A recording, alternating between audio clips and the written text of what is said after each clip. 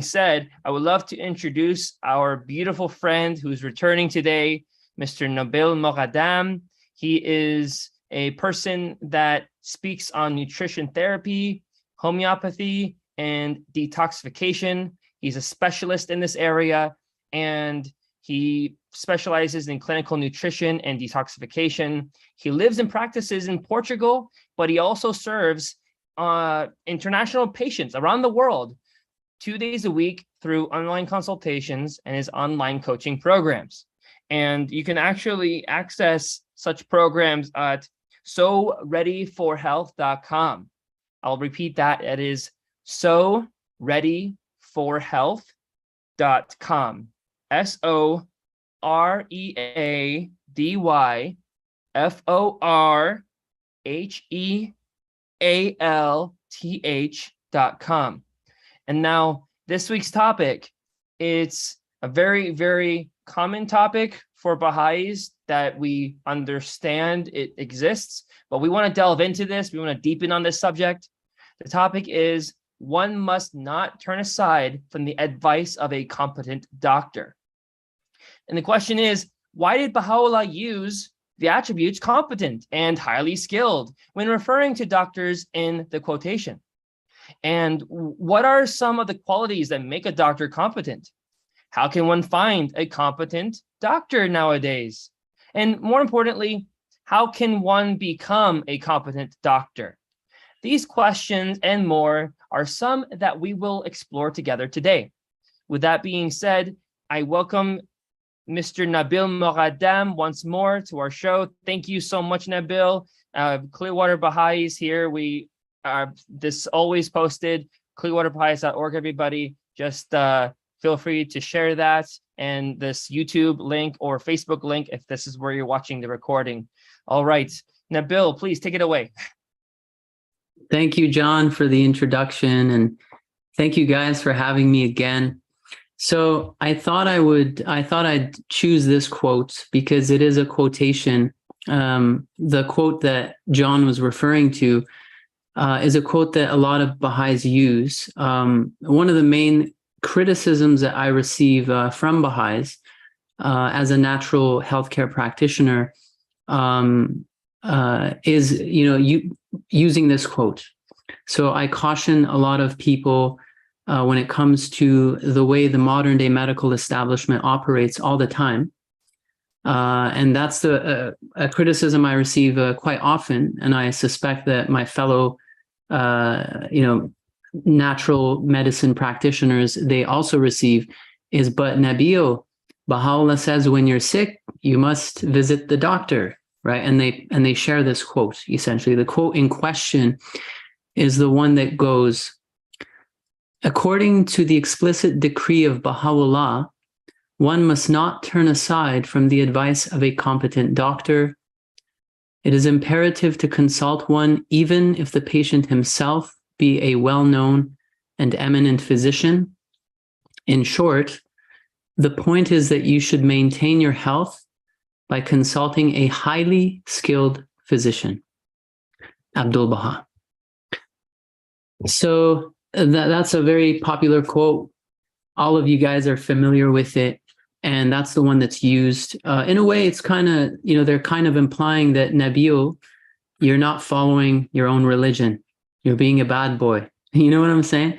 So I think it's important that we clarify and reflect a little bit on this quotation. In a way, it's us natural practitioners kind of defending ourselves and our integrity. You know what I'm saying?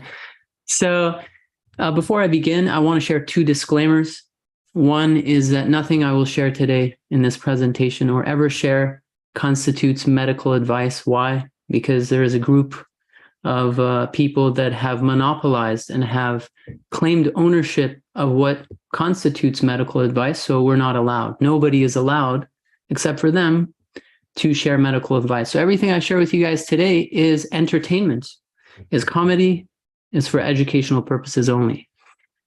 Now, getting that disclaimer out of the way, I want to share another thought, which is everything I share with you guys today is also personal opinion, not an official reflection of the Baha'i institutions, just a natural healthcare practitioner. I also happen to be a Baha'i. Okay, so now that I got those two disclaimers out of the way, before we dive into this quotation and reflect a little bit on this quotation, the most used one by my fellow Baha'is, I'd like to, I asked the admins to share a 2-minute video so that it kind of sets the foundation, the scene, so that we can reflect on this quotation. So John or Jeremiah, if you could please share that 2-minute video with us. Thank you.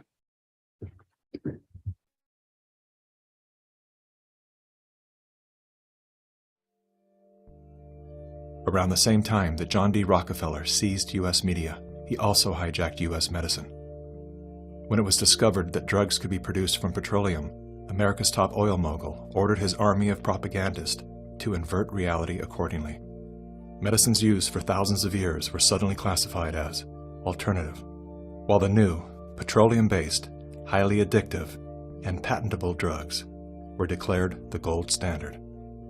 After buying the German pharmaceutical company that manufactured chemicals of war for Adolf Hitler, Rockefeller leveraged his political influence by pressing Congress to declare natural healing modalities unscientific quackery. Rockefeller then took control of the American Medical Association and began offering massive grants to top medical schools under the mandate that only his approved curriculum be taught. Any mention of the healing powers of herbs, plants, and diet was erased from most medical textbooks. Doctors and professors who objected to Rockefeller's plan were crucified by the media, removed from the AMA, and stripped of their license to teach and practice medicine. Those who dared to speak out were arrested and jailed. When evidence began to emerge that petroleum-based medicines were causing cancer, Mr. Rockefeller founded the American Cancer Society, through which he suppressed that information. John D. Rockefeller is duly credited as the founder of the pharmaceutical industry, and the reason that medical error is currently the third leading cause of death in America. This is not an indictment against doctors.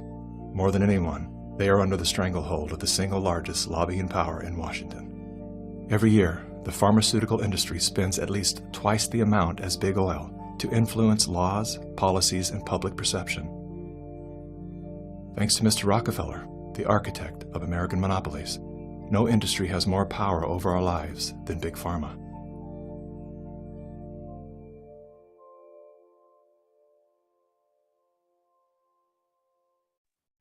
Okay, awesome. Thank you for sharing that. So just 2 points I want to reflect on before we head into Q&A. I know this is a very heated topic, a lot of questions left unanswered because of all the censorship. But 2 thoughts I'd like to share with you, which I think is worthwhile when reflecting on this quote. One of them is that when Baha'u'llah says doctor, so Abdu'l-Baha essentially is referring to Baha'u'llah's decree. When they refer to doctor, there's an assumption being made that the doctor they were referring to is the modern day conventional doctor that wears the white coat. Okay. Why do I say that? Well, because as you saw in the video, this monopoly took place in 1910, just a little over 100 years ago.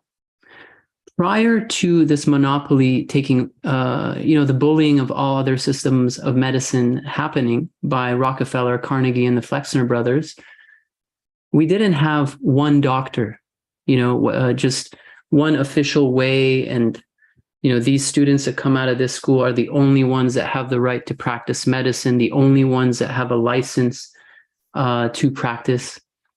Prior to 1910,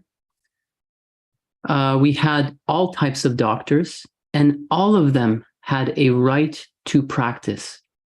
Now, for all of us, anybody who is alive today, this seems like a conspiracy or some sort of weird thing, because everybody who's alive right now, living and breathing, tuning into this live stream, the only medicine you've known, the only doctor you've known is the one that wears the white coat, right? The part of the modern day medical establishment.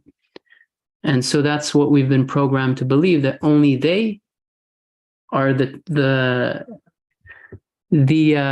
ones that, you know, have the medical advice and the right to practice and all that. But prior to 1910, we had all kinds of doctors: herbal, homeopathic, Ayurvedic, traditional Chinese medicine, etc. And not only that, the Western doctor, if you dig deep enough and you study the history of medicine, you'll see that Western doctors prior to, again, actually not 1910, 1950, 1940s, 1930s, you'll see that Western doctors were homeopathic. Western doctors were homeopathic, and they did surgery, homeopathy, etc. And the drugs were introduced in 1910 onward. So slowly they started to, you know, dominate and conquer. So understanding this, when Baha'u'llah said, turn to the advice of a competent doctor, I believe we should not make that assumption that he's saying the modern day, you know, a doctor, conventional doctor trained by the modern day medical schools owned and operated by Big Pharma. I would say we should consider all doctors. Okay, Ayurvedic, traditional Chinese medicine, orthomolecular, nutrition therapists, et cetera, detoxification specialists. That's number one. So that's the first thought I'd like to share. The second thought I'd like to share is that the use of the words competent and highly skilled in this quote are very important. And I feel that it's disregarded when some of us, we share it. The fact that Baha'u'llah used and Abdu'l-Baha used these words to qualify the doctor, you know, you should seek out a competent doctor, a highly skilled doctor. What this implies is that, to me, is that there are incompetent doctors, that there are poorly skilled doctors, okay? So not all doctors are skilled, okay, and competent. So the question I have for all of you is, the fact that he mentions this, you know, that you should always seek a highly skilled physician, a competent physician. To me, this tells me that, Nabil, when you're sick, you need to be able to discern between competent and incompetent. You need to have that ability to judge and discern which one's competent, which one's not. Okay, I'm going to share with you just one more quote here, where Abdu'l-Baha, to an individual believer, he says, "Thou hast written about thy poor sight. According to the explicit divine text, the sick must refer to the doctor. This decree is decisive, and everyone is bound to observe it. While thou art there, thou shouldst consult the most skilled and the most famed specialist, eye specialist." From a tablet of Abdu'l-Baha to an individual believer. So again, he says you must visit the most skilled and the most famed eye specialist. So we're given that duty or that responsibility to use our judgment and be able to discern between competent and incompetent, not just assume that, hey, you know, this entire group of people, they're all competent and I should go and see them, right? Right, the modern day doctor. So now the question is, what constitutes a competent doctor? What constitutes a highly skilled physician? One of the thoughts I have is a competent physician one that has been trained in modern day medical schools, owned and operated by Big Pharma, who have a conflict of interest, which is they don't want to see you get healthier. A patient cured is a patient lost. They have a fiduciary obligation towards their shareholders to increase profits year after year. And the only way they can do that is to ensure that people get sicker and sicker every year, not healthier. And all the drugs are designed to give you an illusion of a cure, mask your symptom while producing 10 new diseases, bringing you back for more. So are these modern day doctors who haven't been trained to get at the root cause of disease merely mask your symptoms while further poisoning you? Is this Baha'u'llah's definition of a competent doctor, of a highly skilled doctor?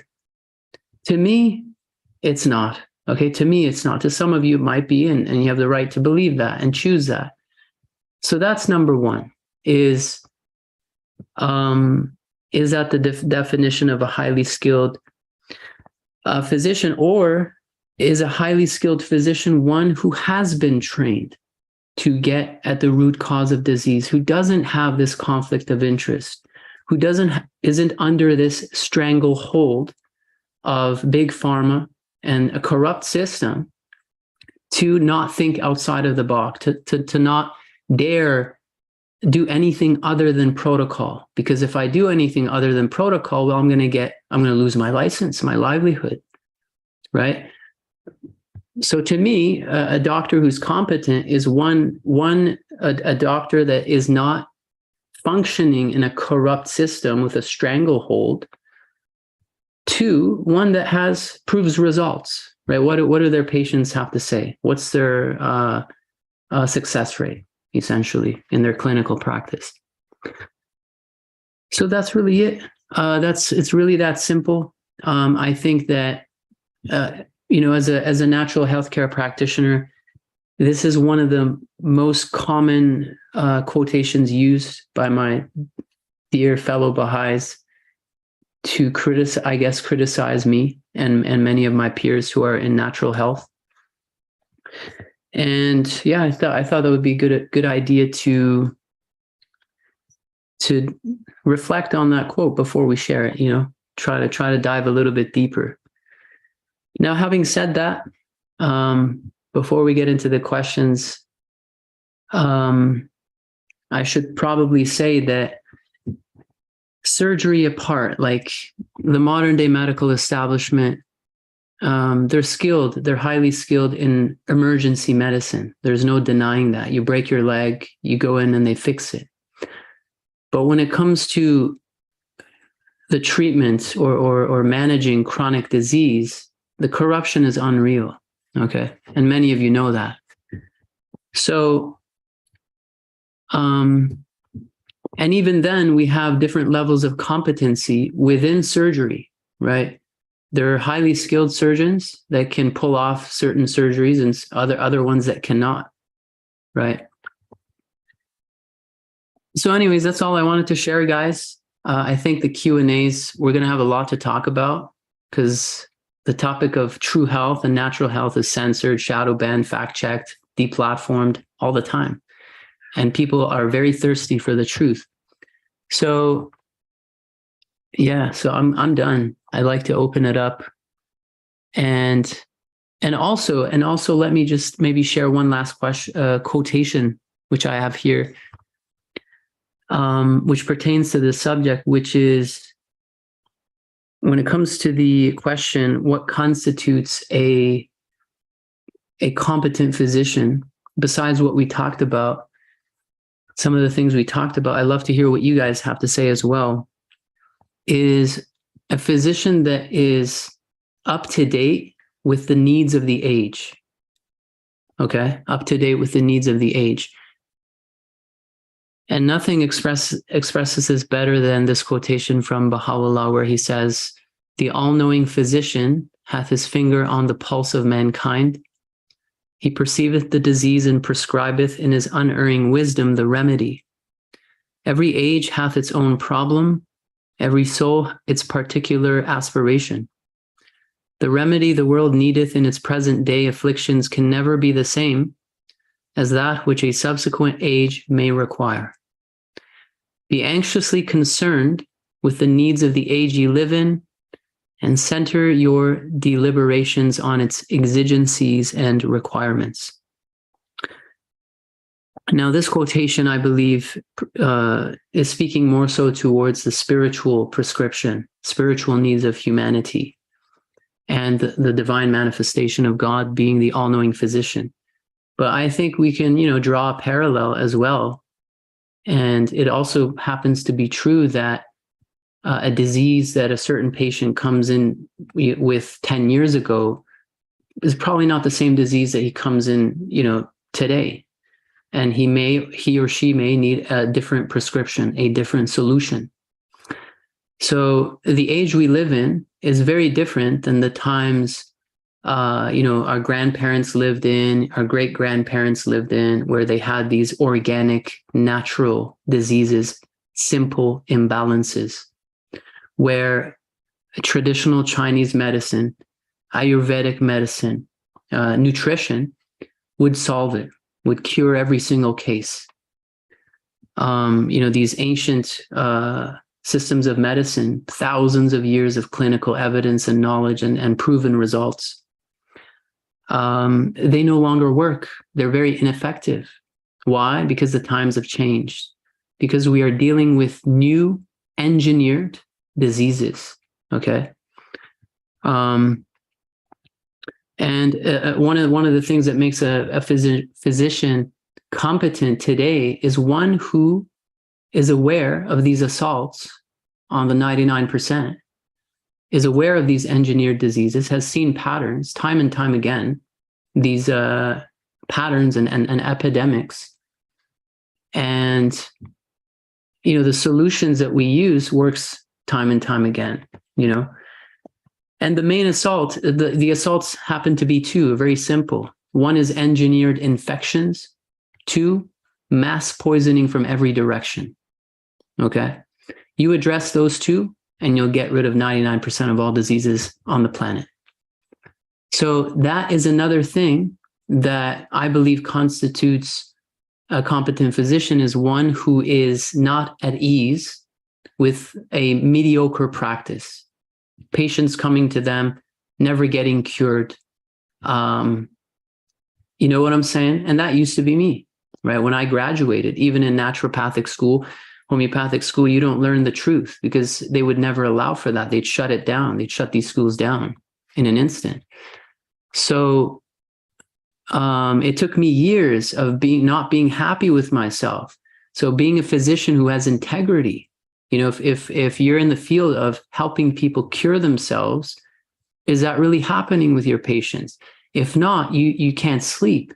You're constantly trying to investigate the truth, experiment in your clinical practice until you start getting answers and seeing results. So integrity plays a big part, in my opinion. Integrity, conscience, spirituality, all that kind of stuff. So anyways, I'll leave it at that. I think we'll have a lot of questions. So you guys want to do that, John? Can we open it up to any questions or thoughts about anything that was said?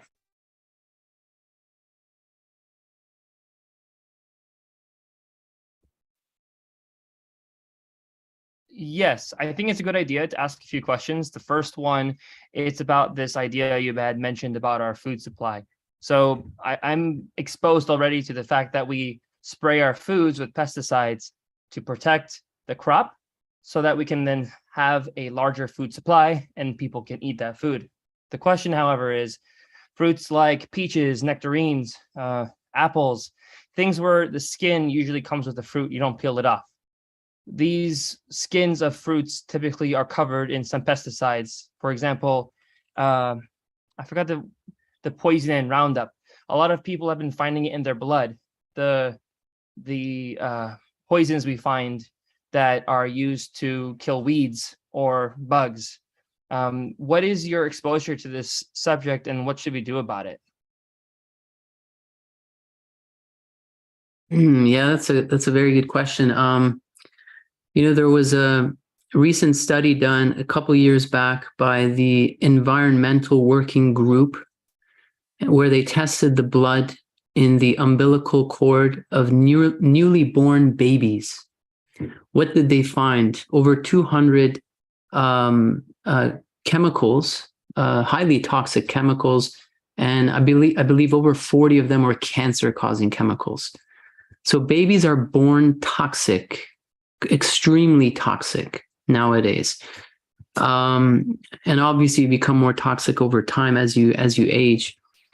But when it comes to pesticides, that's one good example as to how we are being poisoned through the food supply. And it's by knowledge. It's not, they wouldn't do that to us. They don't know any better. It's that's not how the world works. A couple years back, what was it, 2019, Bayer Monsanto, owned and operated by the ruling class. One of them being, I'm not going to name names in this live stream. They paid out over $10 billion to settle cancer lawsuits because they know that glyphosate kills people. Essentially, they know that glyphosate shortens your lifespan. So is that different? Is it different from glyphosate, or is it glyphosate? How you pronounce it? I don't know how to pronounce it. It's the same. Glyphosate, yeah. Some people say glyphosate or glyphosate. So they know it's cancer causing. They were taken to the courts. They paid out, but they continue. They continue to poison you. And in the curriculum of your children, they put in the books, hey guys, the GMO foods that we produce is for the betterment of the world. It's to feed the third world country, right? To help them out. Anyways, it's always disguised as doing good, as some of you may know. But that's one example, and just one chemical that gives you cancer. We're talking about food supply. We're talking about the air you breathe. We're talking about the so-called medicines that they give you, right? Which aren't medicines, because Hippocrates said, "Let food be thy medicine." In the Bible, they talk about herbs. Herbal medicine is true medicine. Let food be thy medicine and medicine thy food. No, petrochemical drugs are your medicine. O ye sheeple, o ye peasants. So anyways, poisoning from every direction for sure, 100%. Fluoride in the water supply, one of the most cancer-causing chemicals. Neurotoxic, liver toxic, kidney toxic, calcifies your pineal gland. One of the number one thyroid disruptors. Back in the 1950s, the modern day doctors were trained to prescribe fluoride to patients who were experiencing hyperthyroidism because it's a known thyroid destroyer, suppressor. It dumbs you down. 2 studies from Canada recently came out in 2019.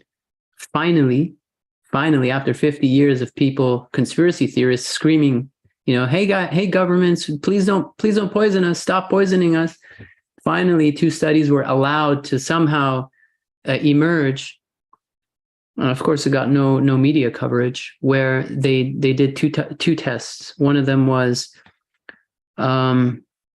mothers who drank tap water while they were pregnant. Their babies came out with less IQ. I don't remember the exact points, the amount of points. And then babies fed with tap water formula, using tap water for the formula, the kids also were dumbed down, right? Lower IQ. And we've known this, right? We've known this for such a long time. I mean, just think about this, where the average person, the average Joe, discovers these things 50 years in advance and is screaming all the time and saying, hey guys, stop poisoning us, stop poisoning us. These agencies that have billions of dollars, they can't figure it out. The best scientists in the world, they can't figure it out. Always 50 years later, 100 years later, oops, sorry, we were poisoning you with fluoride. You know what I'm saying? And when you see this pattern happen time and time and time again, you eventually realize, you know what? It's not ignorance. Okay, they're not innocent. It's by design. Okay, but hey, what do I know? We natural healthcare practitioners, we've been vilified, demonized. We're told we're conspiracy theorists for the past 2.5 years. Anyways, we have a hand raised. Sharon, what's going on, Sharon? Yes, look, I've been a allied health professional for 40 years, and all of that, what you're saying, is very relevant. But I would just like to redirect in terms of once the tablet, Baha'u'llah's tablet of medicine, is released, because it's hasn't been translated from the Arabic or Farsi, but it talks about, Baha'u'llah talks about, he advocates medical treatment when necessary, recommending treatment first through diet, and then he has this whole prescriptive referencing of how to look at and define, other from what you've already shared, a competent practitioner, a doctor, right? And just for people out there, one of the growing movements, very quiet movement within the broken medical system, etc., and I'm old and I'm innovative, is that a lot of us, along with the way we practiced in the system, we used tablets of Abdu'l-Baha. Every practice we did, we'd consult those tablets on health and so on, and they kept us safe within that very broken system. So whilst all this is going on, we're all being poisoned, we're all dying, there are absolutely amazing Baha'i physicians who could do with the tablet of medicine to be released, because in everyday life, until things change, you as a practitioner can still refer to those things as a safe health and safety issue when you're in your practice. I'm way retired, but I'm in contact with Baha'is who are doctors in many different settings around the world. So I just wanted to put that out there. I really respect what you're saying, but I think the defining thing that you're saying is, look, how do you know who is a competent physician? Well, just a very simple thing. If you're going to a doctor and your health improves exponentially, you know that you're, without even doing an analysis, that you are actually being seen to by a competent physician. And it's very risky because your health's at risk. So what I'm really saying is there's hope out there. And thank you so much for your presentation. Thank you. Thank you, Sharon, for your comment. I'd like to add to what you said about the tablet of medicine. It's been an object of my curiosity and reflection for quite some years.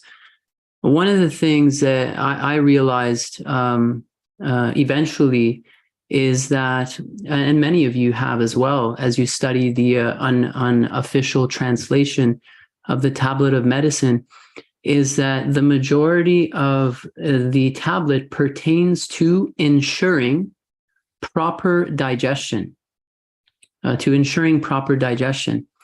And eventually, over time, you realize how important proper digestion is to the maintenance of health. And it is not by chance, or that the divine manifestation of God focuses just on that. For the tablet of medicine, the tablet to the physician, just focuses on digestion and pretty much a little bit maybe on emotions and whatnot. But when you look at it, like 10, 12, 13 recommendations pertaining to ensuring proper digestion, and then you read the works of Muhammad and you see that he talked about masticating your food properly as well. And you see that many divine prophets throughout the ages, they shared similar recommendations to protect the health of their followers so that the will of God would prevail with strong soldiers. And anyway, so that is definitely important, something I talk about all the time with patients: chewing your food properly, not drinking with your meals, going for a little stroll after your meals, not overeating, not eating too frequently, et cetera, et cetera. However, one of the things that I've noticed as a practitioner, and many of you have as well, I'm sure, is that the tablet of medicine is not going to cure anybody. The tablet of medicine, I believe, this is just my personal opinion, is designed for a world that's not corrupt, where a minority is poisoning and engineering assaults on the 99%. So eating food properly, chewing your food is not going to cure you of engineered diseases, of mass cancer-causing poisons coming from every direction. So I believe in a just world in the future, under the banner of Baha'u'llah's revelation, the tablet of medicine will be taught. These these laws of natural hygiene will be taught to kids from childhood to chew their food properly so that it doesn't rot, over ferment, encourage infections in the body, etc., cause dysbiosis. All disease begins in the gut, etc. So that's all I wanted to share, is that the one of the main things is that, yeah, we got to go way beyond the tablet of medicine to help people cure themselves. And then also, it's true, I agree with you when you say that one of the signs of knowing if you're in the hands of a proper physician is that your health increases considerably. But I think an important a more accurate question, or maybe, I don't know, a more important question to be asked is, before you make that choice, because a lot of people, they trust, right? Oh, as a doctor, I'm going to trust him. We're brainwashed to trust doctors, right? And then you get abused by the system. You get poisoned, right? Everybody has this experience. They're given a drug, an antibiotic, an injection, whatever it may be. From that moment, they experience massive infections. Their hair starts falling off. You know what I'm saying? Their health goes down the drain. I get these stories all the time from my patient. So one cannot just keep trusting and experimenting, and because then you're going to get abused, right? You're going to get poisoned and depopulated, essentially. So one good question that I don't know the answer to it, this is open for everybody to discuss, is what are some of the ways that you can find a doctor that you can trust before you put yourself underneath their care? And one of the things also to be aware of is Sharon said, is that when you notice that your health improves, that means that you're under the care of a good physician. I would say yes, but also beware, because the way the modern day medical establishment operates is they're like magicians, okay, like sorcerers. The drugs have been designed to give you an illusion of an improvement. You go in with pain, with inflammation. This is standard for everybody. Instead of addressing the underlying cause of pain and inflammation, which is acidosis and toxicity every single time, they mask your pain. Hey, take this painkiller. Keep taking these painkillers. Once that doesn't work for you, start taking these immune suppressive steroids to shut off your body's intelligent response to acidosis, right? There can be no pain without inflammation, no inflammation without acidosis. So they work by giving you illusions, right? Illusions. And people think that they've been made better. And therein lies the crime. Therein lies the crime of constantly giving people an illusion of improvement, while allowing the underlying processes, the morbific processes, acidity, toxicity, infections, to grow worse and worse, until now you need what? Surgery, chemo, radiation. We're not going to get into how toxic those are, right? And how traumatic they are. But yeah, thank you. Any more comments, questions? So there are some interesting quotes that are shared in the comments of the Zoom session here, and I want to read them. Thank you, Jeremiah, for sharing them. The first is from Abdul Baha from Promulgation of Universal Peace. It states, the fundamental basis of the community is agriculture, tillage of the soil, and further, a profession, a trade, farming. These are worshiping God. A farmer who cultivates his land with the utmost application is like a worshiper who, with deepest reverence and humility, prays to God in a temple. When the laborer works honestly and sincerely, it is as though he were praying. This is from Abdul Baha in Star of the West, Volume 8, page 168. So these two quotes about agriculture, going back to the subject of agriculture and where we get our food, I posted from another interested Baha'i in the subject, globalperspective.org. That's where I pulled it from Dr. Khushidar Mutlaq. He's also someone who's spoken on the subject of health, and he's mentioned quite a few things that I would have never ever considered, but it's so obvious. such as the fruits that we eat and the vegetables that we eat. Which vegetables should we be extra careful with, or fruits should we be extra careful with in terms of how they are treated, and therefore what we are potentially eating because of their treatment, such as just an obvious one, apples. Even peeling the apple does not remove the pesticides. And a recent test found that they contain at least 32 different pesticides. Or cherries, these delicious fruits that contain many chemicals. It's crazy to realize that, as well as we have been discussing the subject of doctors and the subject of treatment, when you go to a medical doctor, they're not going to, I never once heard from my general practitioner. I never once heard from any of the doctors I went to. I went to, say, a gastroenterologist. A gastroenterologist deals with your digestive system. I never once heard from anyone about the subject of avoiding foods because of pesticides that lay in the chain of me eating it before that in the production state. So the question is, what food are you eating? And is that food that you're eating coming from not necessarily a sustainable source, not necessarily ethical source in the context of how people focus on when they put a label, it's organic and so forth. The question is, does it have pesticides on it? And who knows if that's labeled as actually organic or not, because of the legal restrictions of what it means to be organic. It does not mean per se what you think organic means. Organic in a strict scientific sense means it has carbon. So by virtue of something having carbon, everything is organic. So my question is, if that means everything is organic because it has carbon, what does it mean when something is an organic food or it's not an organic food? I'm not questioning right now for the sake of getting to the actual basis of what organic is.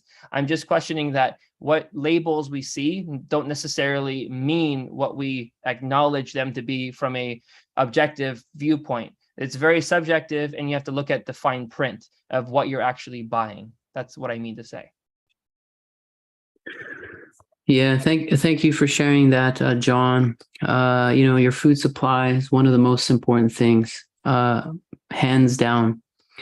And it is something that, just like you shared, we have so many beautiful quotations in our writings about the value, the importance, the high station of a proper farmer, of medicine, of music, of all these different things, in our world of education, the role and the station of a teacher, the role and station of a farmer, the role and station of the musician, the role and the station of a physician, right? Baha'u'llah speaks very highly of each one of them and speaks about the need to turn to these things. We need them. You need the doctor, we need the musician, we need the teacher, right?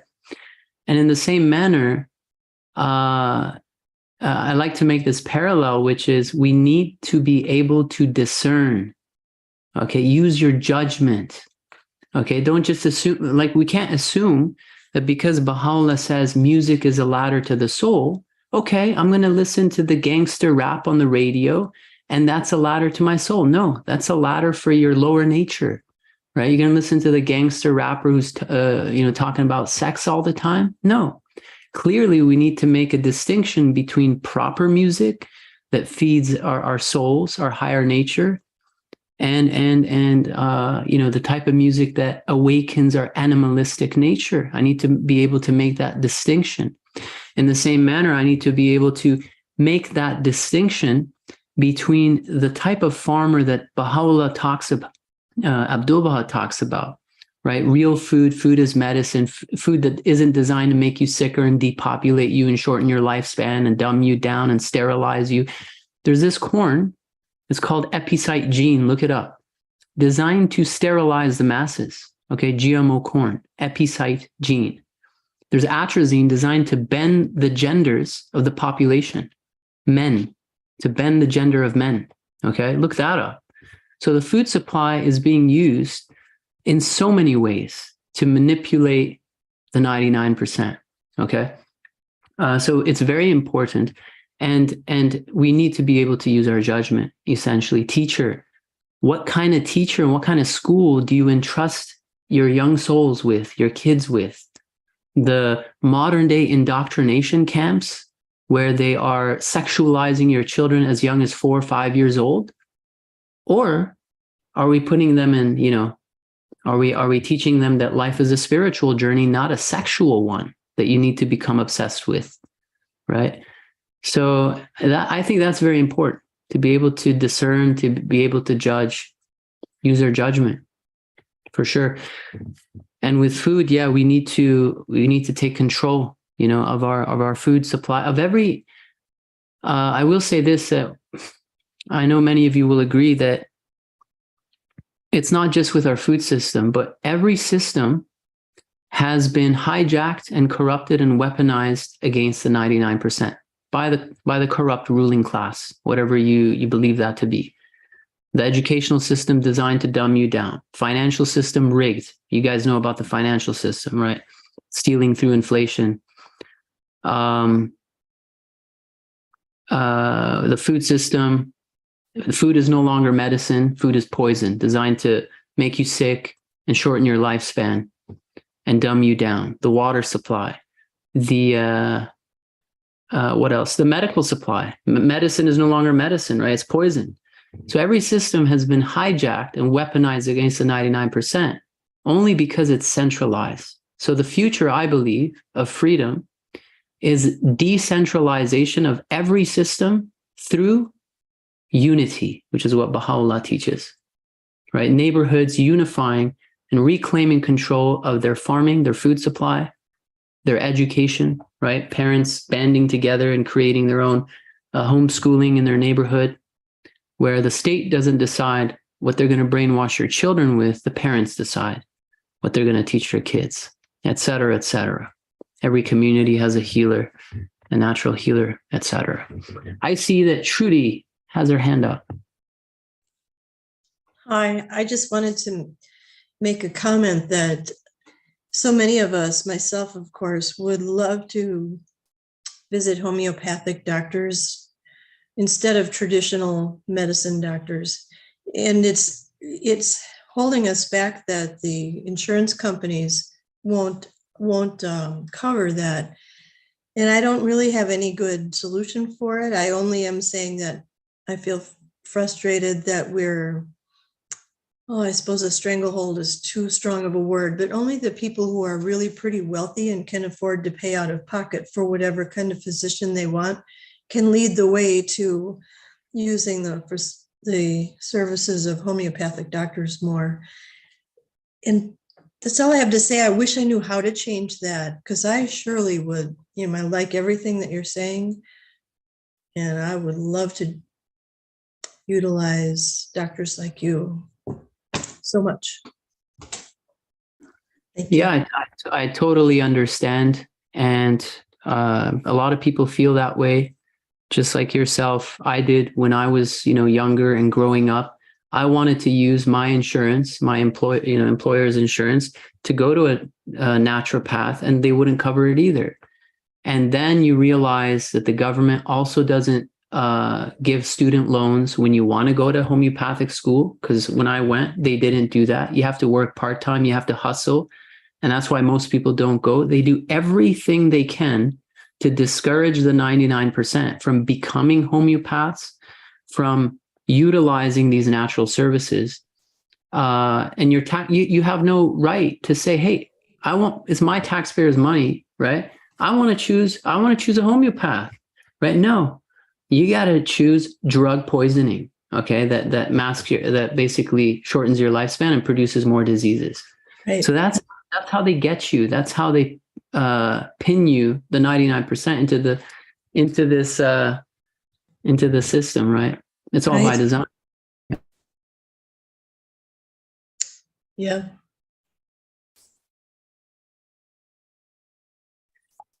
Yes, I know that in some countries like Canada, it's like that, like OHIP, right? It's covered. And a lot of people, here's the other thing. On the one hand, it's difficult to pay out of your pocket for naturopaths, homeopaths. But on the other hand, you are persuaded to take the drug poisoning therapy. Why? Because it's covered, because it's free, right? And so most people, they opt for it, like I did when I was younger too. So that's how they get you, essentially. And then once you're in the system, once you get your first drug designed to produce 10 new diseases, you're basically locked in. You have a really good point there, and it's circling back around to what you've been touching on. Is one of our biggest ways that we can work around this is to do our own gardening and beware of the chemicals that we're consuming, and do so many things to avoid going down the path of chemical infusion into our bodies and the types of food that we eat, which lead us into chronic diseases. So if we can be really self-aware and keep ourselves healthy, that's one leg of that's one thing that we can do to help. I wish we could help the other part of it too, but that's a start, a big start. Yeah, that's a very good start. Another very simple thing people can do that can have a drastic effect on your health. If you still happen to drink tap water in 2022, you're so trusting of those who rule over you. We have a water filter that's very inexpensive. It's called Zero water filter, Zero water pitcher. And you can buy it off of Amazon or directly from their website. Very affordable, just like even Brita, but Brita doesn't really filter much. And it produces, the reason why it's called Zero, it's because it produces 0 parts per million. And when you buy it, they give you the TDS meter as well, so that you can test before and after.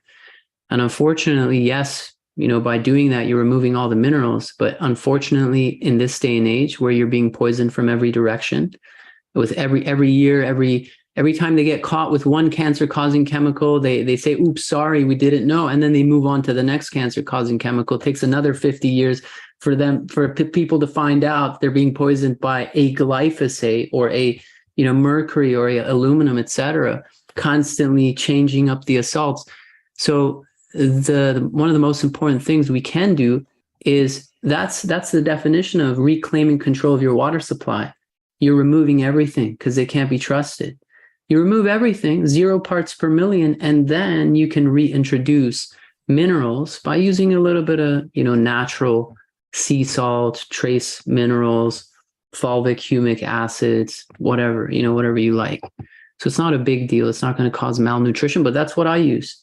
And not only are you eliminating massive amounts of poisons and toxins from the tap water, lead, lithium, chlorine, bromine, fluoride, I mean, you name it, right? You're also, you can also use that water eventually. If any of you decide to go down the path of detoxification, the most powerful healing science of our time, you use that clean, pure water, which is essentially distilled, 0 parts per million. You can use that clean water to clean your insides, to wash yourself, to nebulize into your lungs, to use it as enemas, right? Introduce it into your colon, etc. So it's one of the most simple things anybody can do. And it has a big effect for sure. So it sounds like you're saying that the traditional under sink water filter truly isn't good enough. It's better to switch to the Zero water filter. Yeah. So you want 0 parts per million with a TDS always. Yeah. Okay. Unless you have a natural spring in your backyard, some people do. All right. It looks like Riaz Tahir Zadeh. خوش آمدید. بفرمایید. Thank you so much. These, again, along the lines of water, are these plastic bottled water, are these safe? I mean, there are a lot of brands and formats where the bottled water are sold in supermarkets. And so can one have the conclusion that all bottled water is safe? Okay, well, that's a good question. generally speaking, most bottled water, they're not healthy. They got a whole bunch of chemicals. Oh, some of the companies, they just repackage tap water, depending, what state you're in. Like Dasani and some of the ones by Coca-Cola, Aquafina, it's like tap water. They just rebottle tap water and upsell it to you, make a fortune. There's the xenoestrogens issue with these plastics, the ones that you buy in plastic bottles, especially of concern for men. So yeah, I would minimize bottled water in plastics. And also, but then there are very few bottled, like glass water companies, like from Finland, like real nascent, what's it called? From Mother Nature, straight up from a fountain, a nature's spring. And they charge a lot. It's like $5, $10 a bottle. It's not sustainable. So in emergency situation, it's totally fine. Totally fine. You can use it here and there. But for the most part, you want to drink clean, pure water. A lot of these companies are corrupt. I'm not sure if you've seen documentaries on Nestle and how corrupt they are. They produce a lot of bottled water. So just do your research for sure. Unfortunately, we can't trust anything. That's the main message. One of the main messages, as John was talking about, is we always you have to know where it's coming from, read the ingredients, know who the farmer is. Can I trust him? What kind of farming does he do? Get to know them. When I moved here in the mountaintops of Portugal, I wasn't growing anything, but I wanted to buy locally and organic. So I started to get to know the neighbors because they all produce a whole bunch of vegetables and fruits, and they do sell it as well. And I was talking with them, getting to know them. I was telling them, can you teach me how to grow it? And I'd watch them and I'd see which ones are using pesticide, which ones are not. I'd not buy it from the ones who are using pesticide. So you have to build those relationships, know your farmers, go to the organic, to the farmer's market. Unfortunately, it ties into this. I'll end with this, which is in a just world, where every human being's consciousness has been unlocked through the revelation of Baha'u'llah, where the mere compromise of your integrity and your position would be the greatest punishment to yourself. You can trust the agencies. In that world, in that fairy tale, it's not fairy tale, it's going to come to pass eventually, right? We believe. In that world, yes, I will trust the agencies, all agencies, because they will be trustworthy. However, nowadays, one of the things some people wake up to is none of these so-called regulatory agencies, health agencies, can be trusted. Okay, none of them. Because every single one of them have approved cancer-causing, dumbing down, sterilizing poisons all the time, right? How many drugs have they approved by criminal pharma cartel, which has depopulated millions of people every single time? And then the big pharma just gets a little tap on the hand. It's the cost of doing business. They made 50 billion. They paid out 4 billion, and then a new assault, a new toxic drug, right?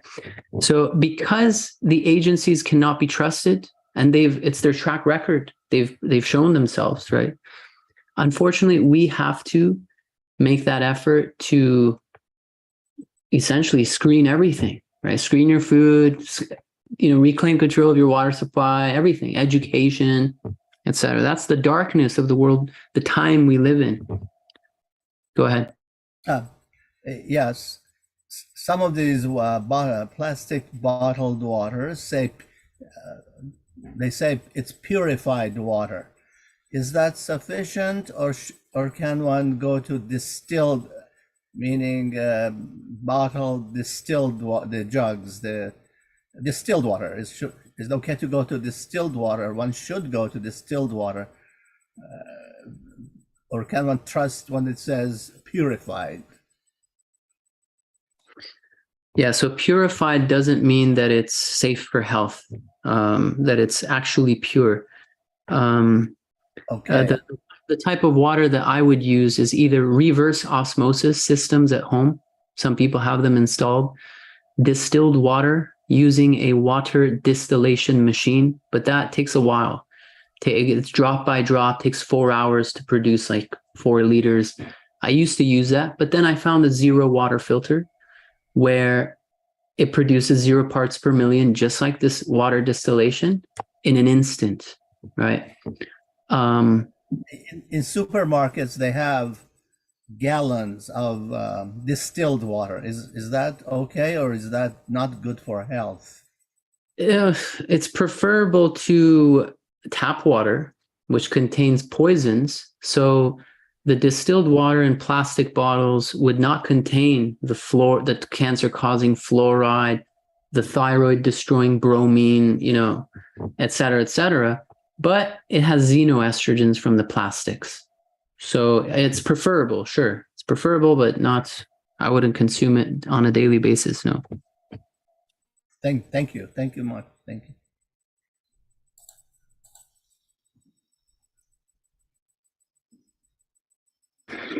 Sure thing. Any other questions or thoughts or opposition? We're not. Yeah, so there's a question I have here. I'm going to read off the question here. Is it realistic that everyone become their very own farmer and doctor? Are there ways to allow collective groups to form where individuals can benefit from such groups, as opposed to having to do everything? Society would collapse if everyone would become self-sufficient overnight, correct? Yes, no, very good point. Very good point. And this is one of the unfortunate realities of our time, is because every system has been hijacked and weaponized against the 99%. Not only that, but even on a smaller scale, like it's so difficult to find a trustworthy human being in any field. Right? Everybody's trying to rip you off, the computer guy, the mechanic, right?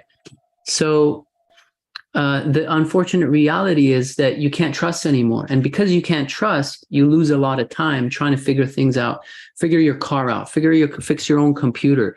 You know what I'm saying? Fix your health, grow your own food. You have time for nothing. You can't really specialize in anything and go to far distances and serve humanity anymore, right? You just have to deal with everything in your life. So I do agree with that. And I've felt that as well. But I will say this. I will say that on the one hand, the future we're heading into is a decentralized future. So slowly, people are beginning to realize that we need to decentralize every system. And the only way to decentralize is to no longer remain divided or vulnerable to being divided by the corrupt ruling class and their propaganda, their fear propaganda. At every moment, there's an enemy and you need to hate them and be afraid of them and remain divided. So we need to unify. I don't think humanity has understood the unity, the need for unity yet, the main message of Baha'u'llah. But that's where we're headed, where neighbors have to, that's the only way out. That's the only way to survive the direction in which the billionaire class, the WEF, are taking us, which is total control, for those of you who know what's going on. The only way to survive and to free humankind from the clutches of these tyrants is unity. And that's in fact what Baha'u'llah said, right? The well-being of mankind, its peace and security are unattainable unless and until its unity is firmly established. And they know that. Those in power know that if we unite, they're going to be taken down. Their power is going to be taken away from them. And this is why the engineered divisions will long continue as they have, right? Fear the virus, fear the Russians, fear the unvaxxed. The unvaxxed are the cause of all your problems, right? Fear the cops, fear the black people, fear the LGBT, fear the white man, The white man's the biggest, the worst person on earth now, according to them, right? The white heterosexual Christian man, right? Et cetera, et cetera. You gotta always hate and fear and remain divided. Otherwise, if they can't weaponize a percentage of the populace against those who are awake, they have no chance. So, as I grew older and became more aware of the corruption, I started to realize the implications and the importance and how accurate the remedy of Baha'u'llah is: unity. You know what I'm saying? And we're going to experience suffering at the hands of this satanic ruling class until we learn this lesson of unity and oneness. Just like Psychology 101, we will repeatedly experience assaults at their hands until we learn, the lesson that this suffering is trying to bring us. And once we do, then we will be set free, of course. But I will say this, that it is difficult to take control of every aspect of your life. I agree. And if you can band with a few like-minded people, that'll really help you. So always be on the outlook for like-minded people who want to work, family members and neighbors who want to grow their own food and whatnot.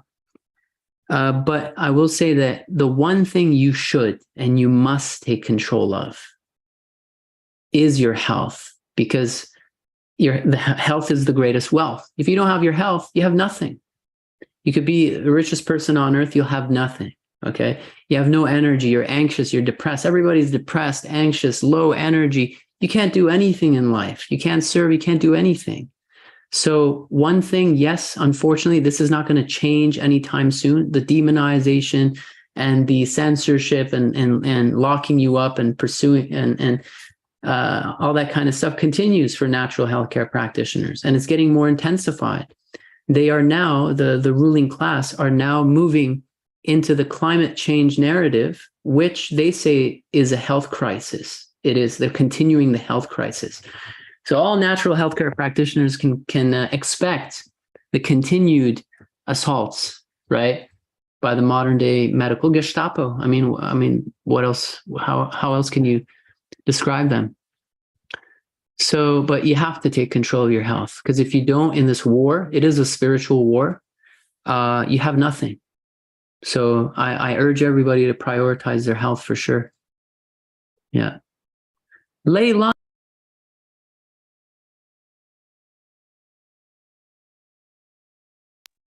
Leilani has something to say. See if we can unmute Leilani. Go ahead. Unmute your microphone.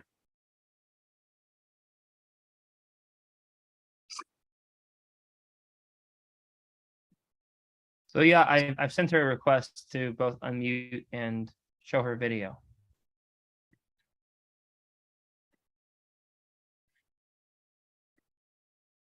So until Leilani does that, I have a question for you as to how we can objectify the process of finding a competent person to help us with our needs.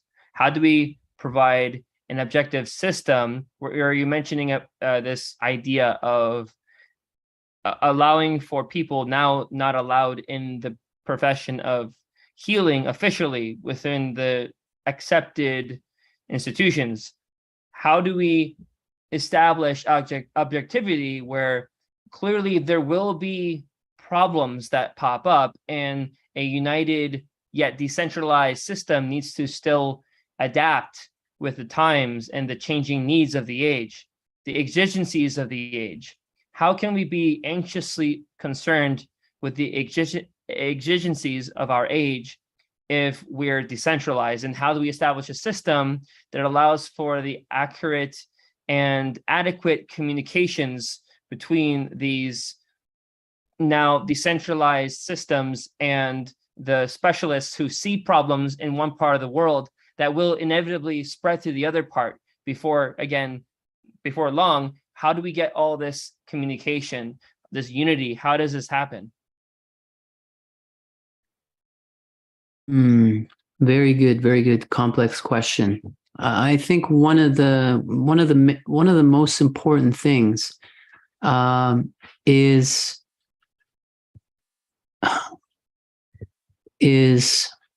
preventing or overcoming, I should say, censorship. As many of you know, I mean, we're Baha'is, we know the importance of consultation. Consultation, we learned that consultation means that nobody is going to be censored, right? Everybody that comes to the table, everybody part of a family, part of the world, every group of people, whatever your skin color, your gender, your class, your profession, everybody has the right to express their reality, the way they perceive the truth, and whatever, right? We don't censor people in the faith.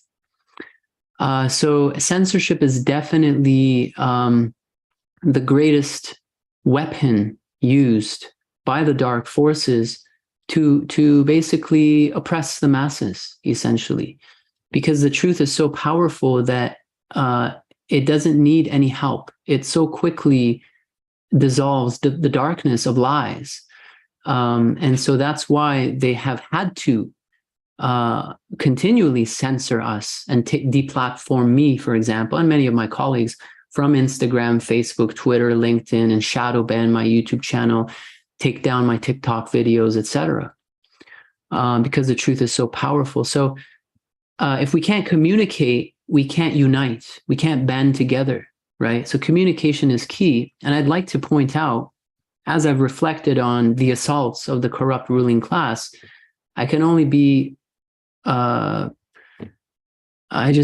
see how amazing the solution is that the Baha'i Faith proposes, which is the type of conversations that we have and the education that takes place cannot be censored. Why? Because it happens at a grassroots level. It doesn't happen on the internet. I mean, sometimes it does. Every religious channel, by the way, is being shadow banned. This is why you'll never see Baha'i blog blow up. You'll never see BahaiTeachings.com. I hate to break it to you guys, but this is something that Zach Voorhees blew the whistle. Google whistleblower, ex-employee, said the word God is on their blacklist. You mention the word God, you're being shadow banned. Okay, we're not going to get into why they want a godless society, but I think many of you know. So what was I trying to get at? I was trying to get at the beauty of the remedy or the solution proposed by the institutions of our faith is decentralized grassroots community neighborhoods getting together, reflecting on the word of God. Good luck trying to censor that. Good luck trying to fact check that. You know what I'm saying? You're not going to stop us. We're unstoppable. So it's so beautiful. You know what I'm saying? So the Ruhi, look, the Ruhi study circle, the institute process is the foundation for the decentralization of every system, in my opinion. Because think about it. You, as a community, as a neighborhood, you reflect on the needs and the requirements and the exigencies of your reality, your neighborhood's reality, which is different for every neighborhood. And then you take it upon yourselves to come up with a solution, right? How can we, and this has been done, by the way, I'm sure I've read the articles where in India, there's Baha'i study circles where some of you may know Monsanto completely destroyed the farming system of India and poisoned everybody and stole their seeds and pushed glyphosate and whatnot. I believe, correct me if I'm wrong, but I think I read this where if it wasn't a Baha'i group, maybe it was a different group, but they banded together as a neighborhood and they reclaimed control of their farming supply and they kicked out Monsanto, right? So you see what the issues are. Oh my God, they're poisoning our water supply. Okay, what can we do as a community to reclaim control of our water supply?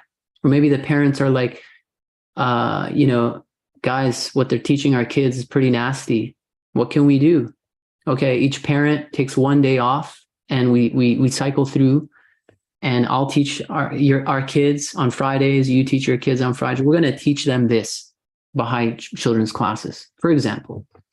So I just wanted to say that the more we reflect on the corruption and the assaults and the more we reflect on the Baha'i solutions, wow, it's spot on. That's all I got to say. My respect and my admiration and my fascination with, the teachings of the Baha'i faith, the solutions, it just grows day by day. Anyways, we had a hand raised. Was it Riaz again? Actually, it was Jim. So, Jim, go ahead and unmute yourself and you can ask your question. I wanted to ask you your thoughts on taking supplements, and two, I want to ask about iodine and copper.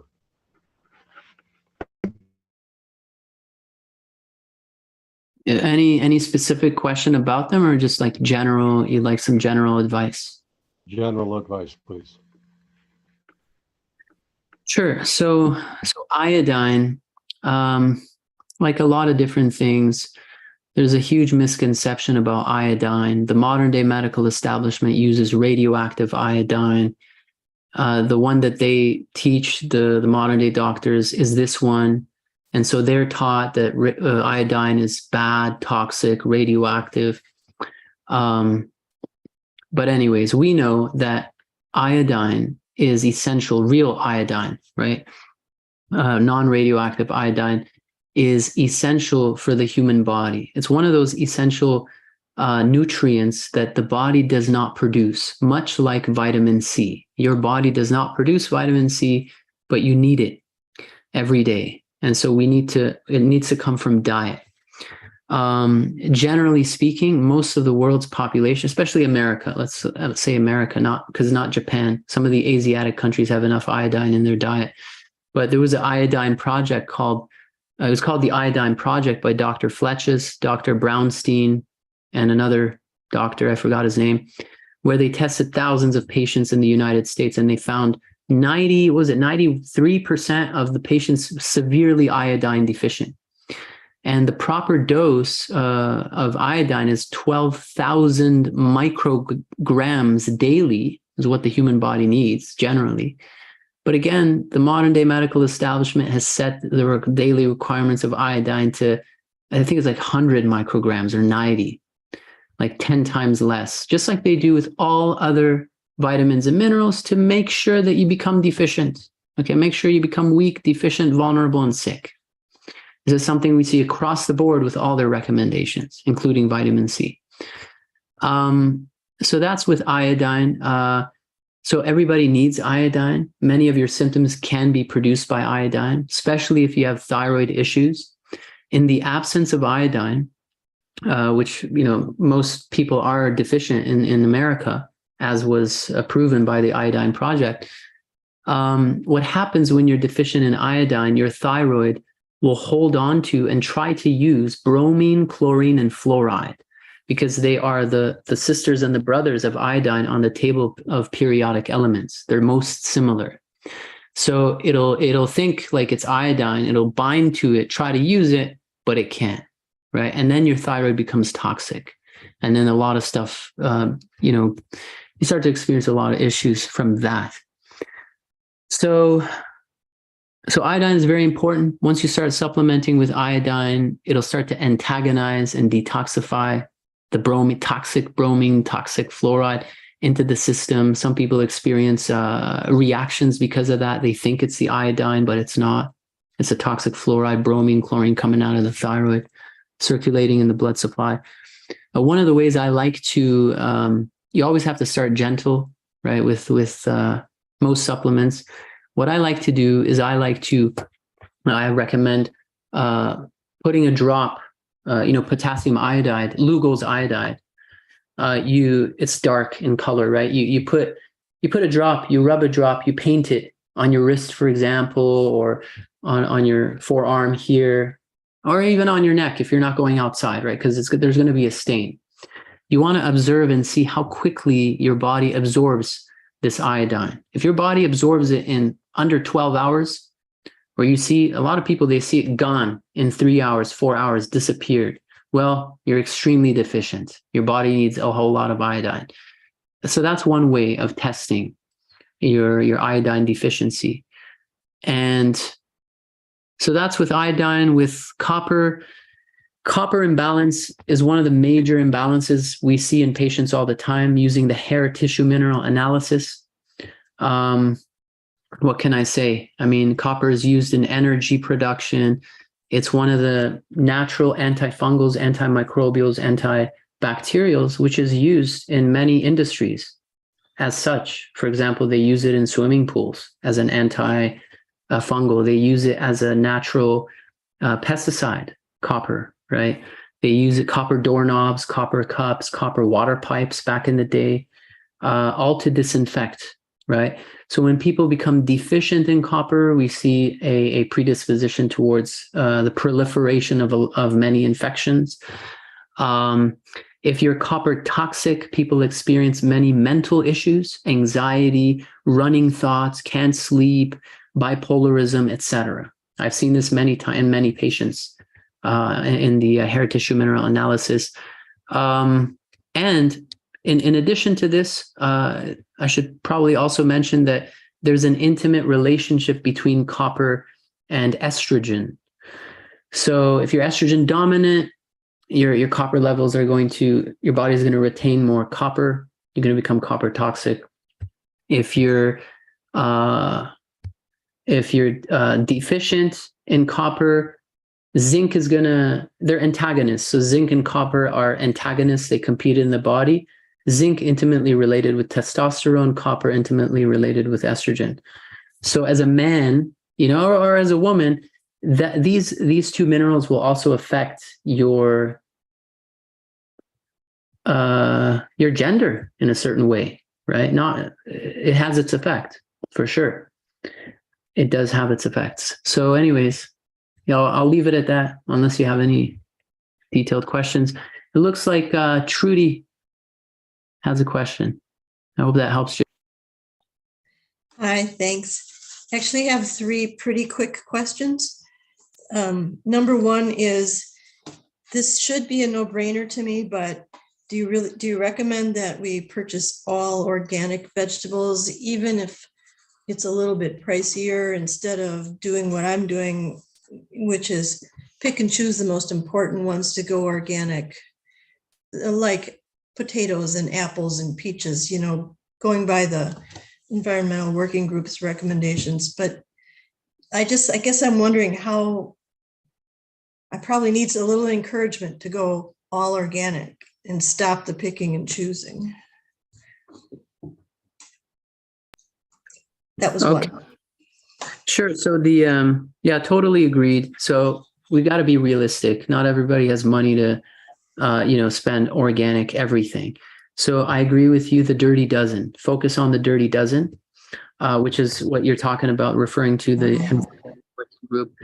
For example, avocados. You don't have to buy organic avocados. They're not as affected by pesticides, and they don't really use pesticides on avocados because they don't need to, right? The shell is so thick, no pests are really going to get into there.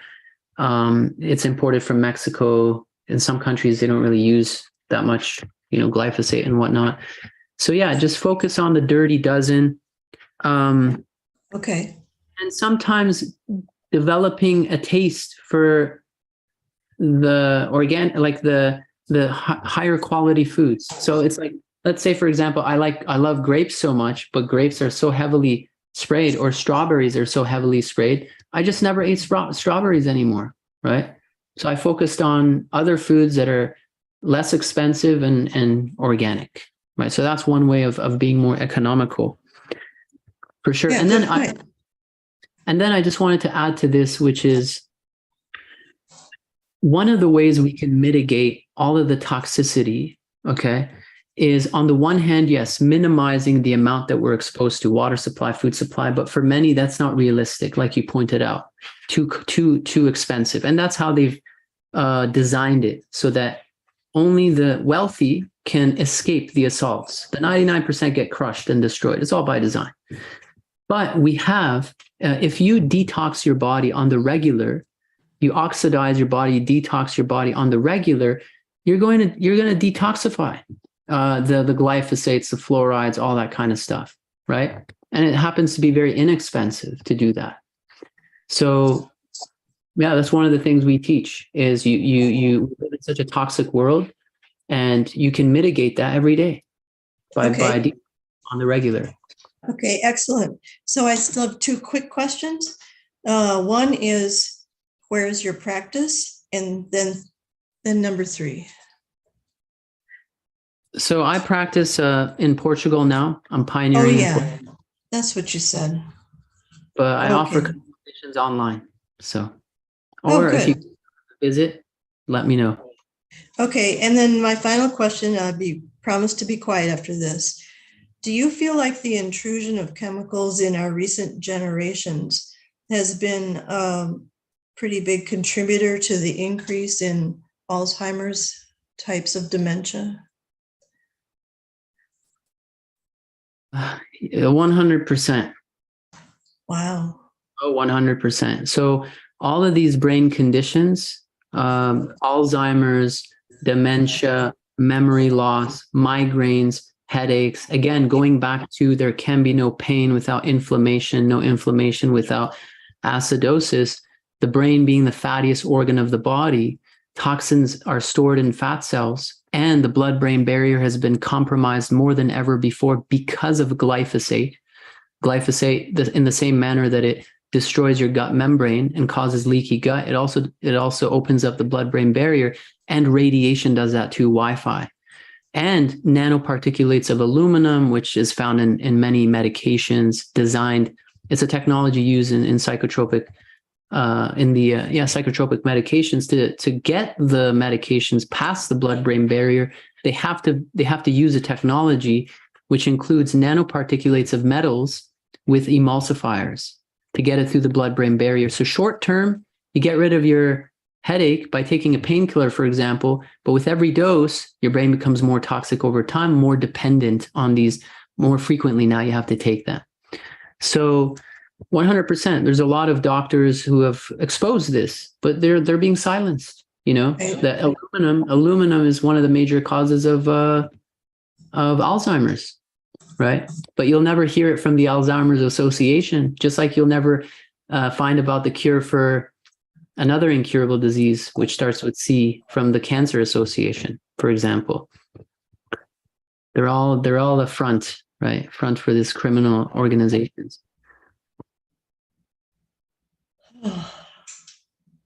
Thank you. We have a question from Leilani.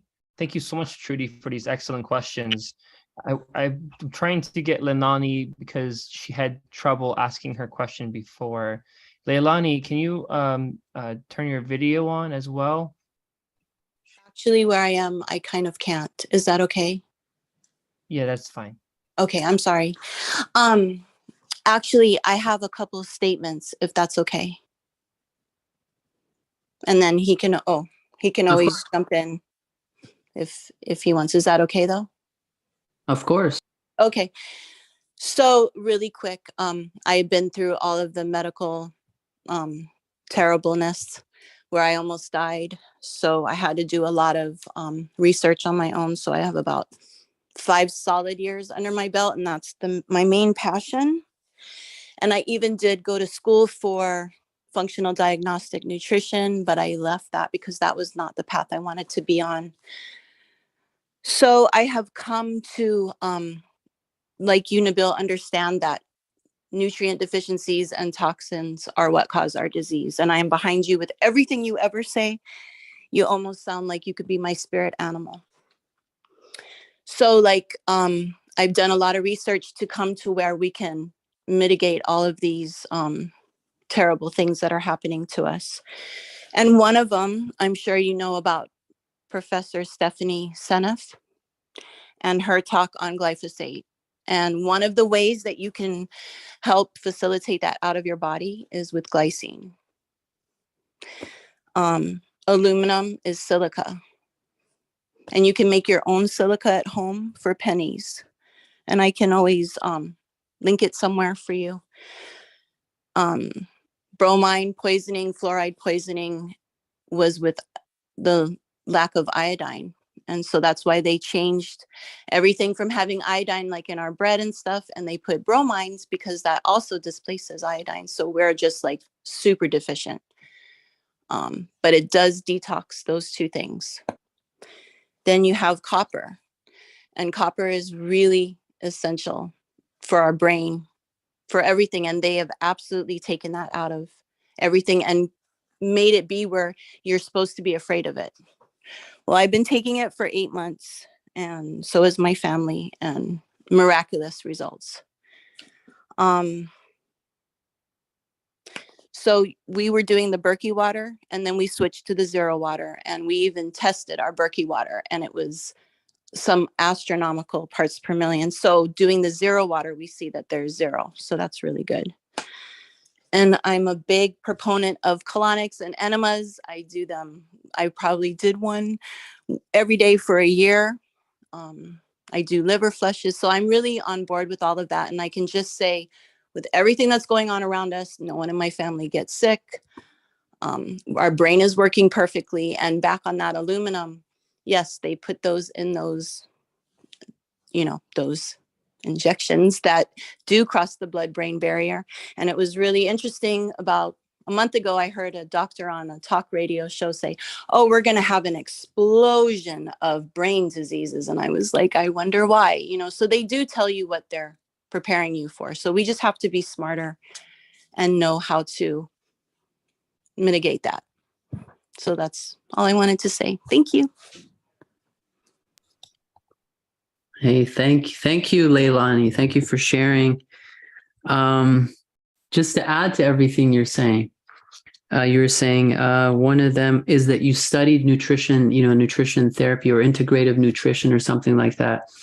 I just want to say how valuable that is. Why? Because one of the things I noticed as a practitioner, once I started to realize the truth and the assaults of our time and the engineered diseases, mass poisoning from every direction, and telling people about 99% of all diseases, you're being poisoned, acidosis, inflammation, pain.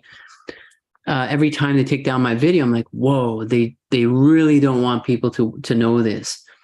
And constantly getting censored, you can't practice. If you're being censored, no eyeballs, nothing. So you get crushed.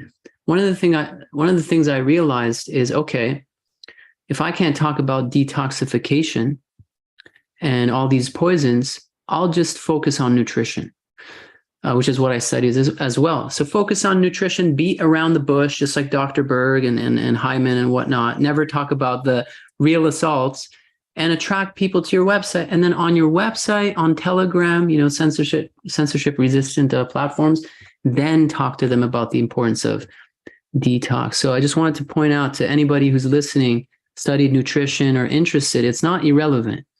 It's quite relevant, and you can use that as a way to reach the masses, like a lot of people do with nutrition influencers. Number 2, you talked about deficiency and toxicity and how it relates, and I just wanted to also emphasize that yes, it does start with deficiency. As many of you know, the way they produce foods completely stripped from its nutrients. In fact, that's what glyphosate does. Besides glyphosate being cancer-causing chemical, it's a chelator, a master chelator of minerals. So what that means is it strips the food that they put it on of its nutrients. So when you eat that food, it's devoid of nutrients. No longer is that food as medicine, as Hippocrates was talking about, as Christ talked about, right? God intended. Now that food has become no longer food, nutrients. It doesn't carry food. It carries death. It carries poison. You know what I'm saying? So anyway, so that deficiency, yes, it aggravates toxicity. It increases toxicity because when you are deficient in these key minerals and vitamins, you become a toxin sponge. Okay, when you're deficient, you become a toxin sponge. A very good example is that iodine example. When your thyroid is deficient in iodine, you're not getting enough from your diet because they tell you you don't need much and they don't put it in your food either. Your thyroid still needs iodine to produce T3 and T4. So what does it do? It binds to bromine, chlorine, and fluoride, which they bring to you in plentiful, right? They pump you in every direction in the bread, bromine in the bread, in the water supply, fluoride everywhere. So then you become a toxin sponge. We see this parallel on the emotional level. when we don't carry out our spiritual exercises every day, connect with Source, and feel nourished with His love, and feel satisfied, we start to become vulnerable to what? Addictions, vices, right? We're needy creatures, not only physically, but emotionally. If I'm not receiving, if I'm not tapping into that eternal light, which is designed to illuminate my inner being, well, I'm going to need some other things, some vices and addictions or whatever that's going to make me feel satisfied. So essentially, yes, deficiency of love, of connection, of nutrients, all of the good stuff makes us more predisposed towards attachment to all of the toxic stuff, right? And then you talked about Stephanie Seneff. I love that woman. And yes, she proposes some solutions to glyphosate detoxification. In addition to using glycine, she talks about CDS, which is something that we use as well. Colonics enemas. Some of you may know I have a course on detoxifying the gut, 5 chapters. We start with mucoid plaque detox, parasitic detox, fungal detox, and then rebalancing the microbiome. You know, Hippocrates, the father of medicine, said all disease begins in the gut and ends in the gut. But the modern day doctors have not been trained to even consider your gut, right? It's like it doesn't exist. It's invisible. And not only that, but they're trained to destroy your gut, right? With modern day antibiotics, which is what they do, right? Indiscriminate antibiotics, which wipe out all of the good bacteria and give way to the engineered fungal infections, right? And then lastly, I just wanted to share, you were talking about the brain a little bit. You talked about Stephanie and Seneff and the brain. I wanted to say that a lot of the solutions she shared, I just wanted to add to that some of them can't pass the blood-brain barrier. Remember, we have that blood-brain barrier, right? So whenever it comes to the brain, keep in mind you need to use certain things to open up the blood-brain barrier and carry it through. We use powerful solvents, for example, like BMSO, sometimes, depending on the product, to drive it through the brain. We use CDS.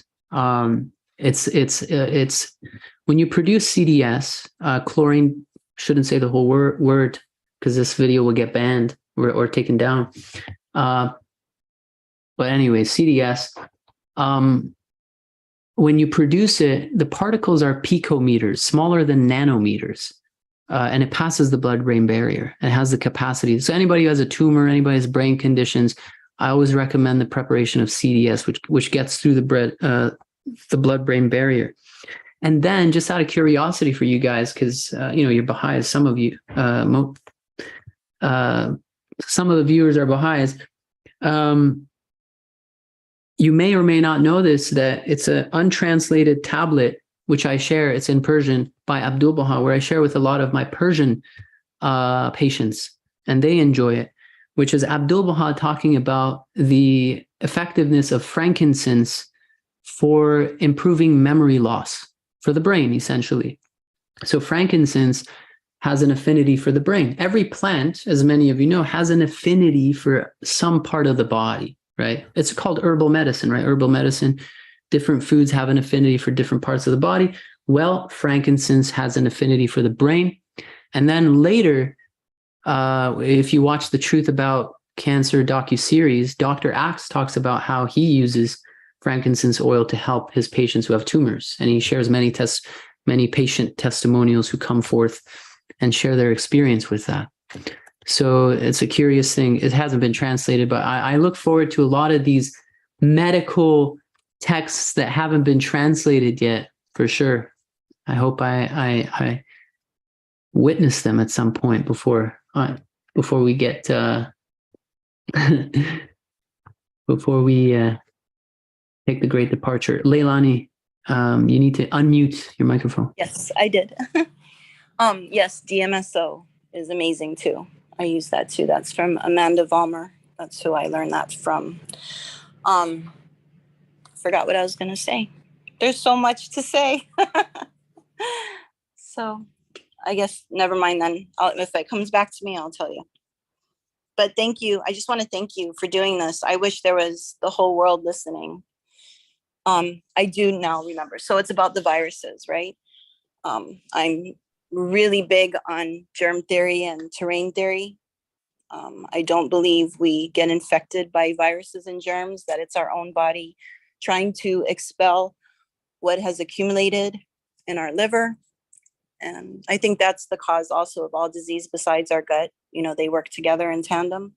So when that's all backed up, that's why you get the C word, cancer, and sick.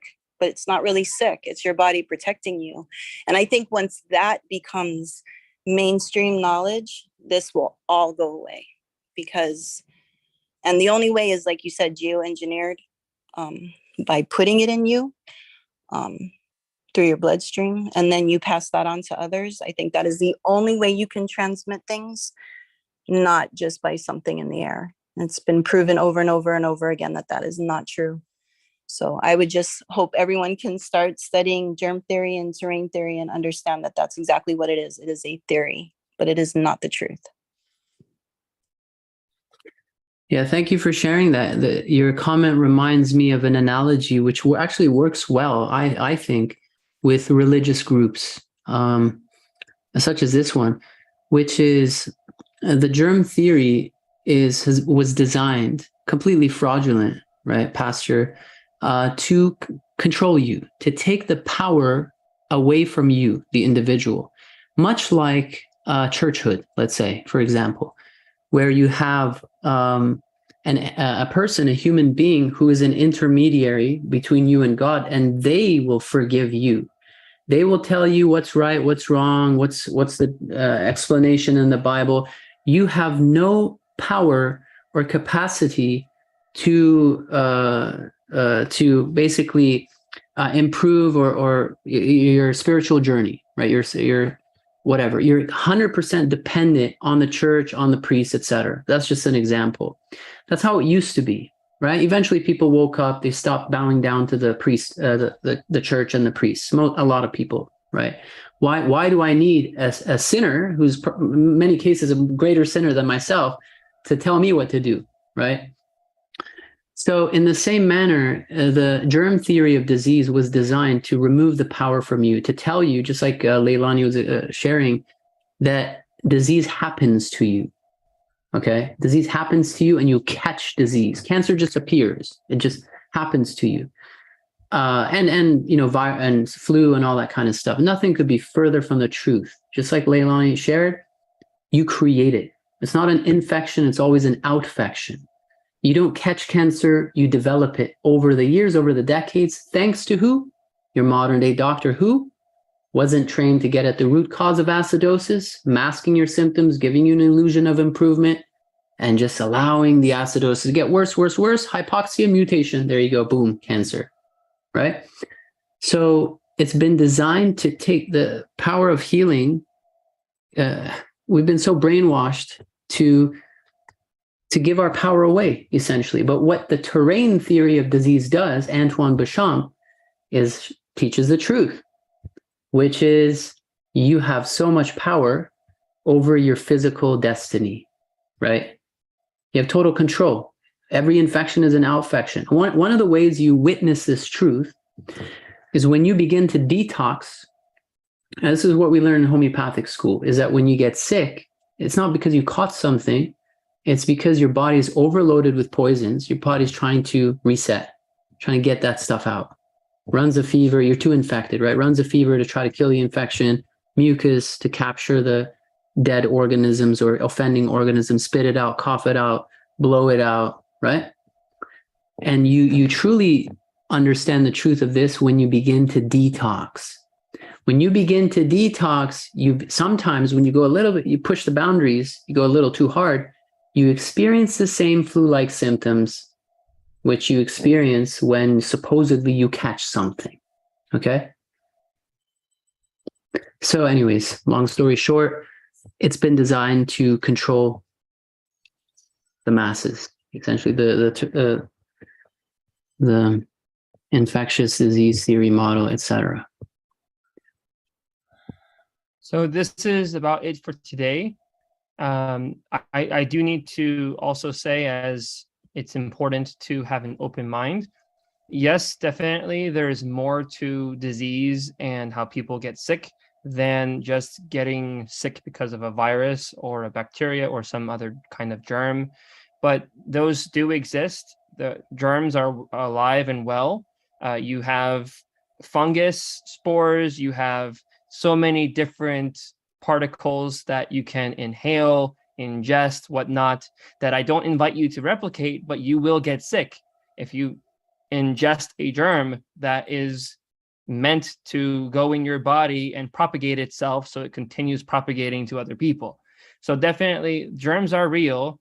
There's definitely a wealth of information that you can find from the National Institute of Health. You can go read these things, all of you, but you can also learn, as Nabil was very clearly also saying, to avoid any and all doubt, that there are imbalances that you cause in your body and you get sick because of those imbalances. And you also invite what otherwise would not make you sick to then make you sick and be that description of your illness. But it is not entirely always going to be that description. It may be because you're just very unhealthy and you're very bad to your own physical body. So there's a mixture of many causes. And the fact is, we're just at the tip of the iceberg. Only a few hundred years ago, discovering that, yes, there are little critters that exist. I'm saying it intentionally with those words. There are little critters that exist in the world that we do get affected by. And likewise, as Nabil is pointing out, which we are forgetting as a society, there are habits, lifestyles, there are literal dietary routines that we choose to do in our lives, whether we know it or not, that we choose that affect our health. And if you want to learn more about how to live a healthy life, to, if you get infected with something, maybe even fight it off, because that also exists. You have something called the immune system, which fights off disease. And of course, any pathogen that may enter your system gets destroyed by your white blood cells, your body, your immune system. So there's a big, giant world out there. And if you want to discover a little more about it, definitely delve into these things, use it to broaden your knowledge, and don't use it to limit your knowledge.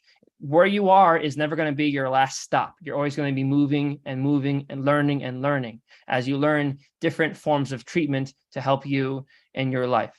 So that being said, I wanted to put that disclaimer out there that it's important for us to be open-minded, always searching and realizing that there are very valuable and repeatable sources of information, but you also need to look for the weak points of that valuable and resourceful information that may, as a result of learning that weak point, require you to look elsewhere in addition to or in place of what you had already seen.